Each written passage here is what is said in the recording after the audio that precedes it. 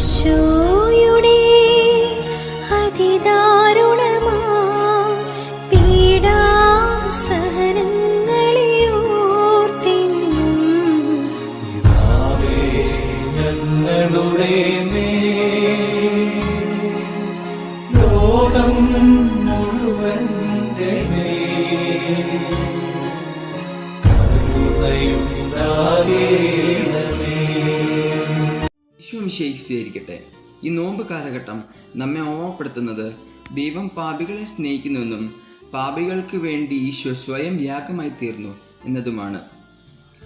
ദൈവം പാപികളെ സ്നേഹിക്കുന്നു എന്നതിൻ്റെ ദൃശ്യമായ അടയാളമാണ് അവിടുത്തെ പീഡാനുഭവവും കുരിശുമരണവും.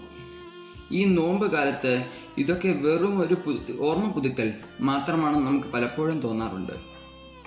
പാപിയെ എനിക്ക് വേണ്ടി ക്രിസ്തു ജീവൻ സമർപ്പിച്ചെങ്കിൽ ആ മാതൃക പിന്തുടരേണ്ടവരല്ലേ നമ്മൾ? പാപമില്ലാത്തവർ ഇവളെ കല്ലെറിയട്ടെ എന്ന് പറഞ്ഞപ്പോൾ കല്ലുകൾ താഴെയിട്ട് തിരികെ പോയ ഒരു കൂട്ടം ജനങ്ങൾ. നമ്മുടെ അവസ്ഥയും ഇതൊക്കെ തന്നെയല്ലേ?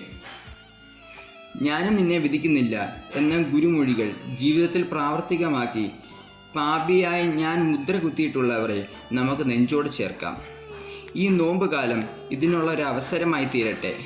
മിശിഹാ നമ്മെ അനുഗ്രഹിക്കട്ടെ.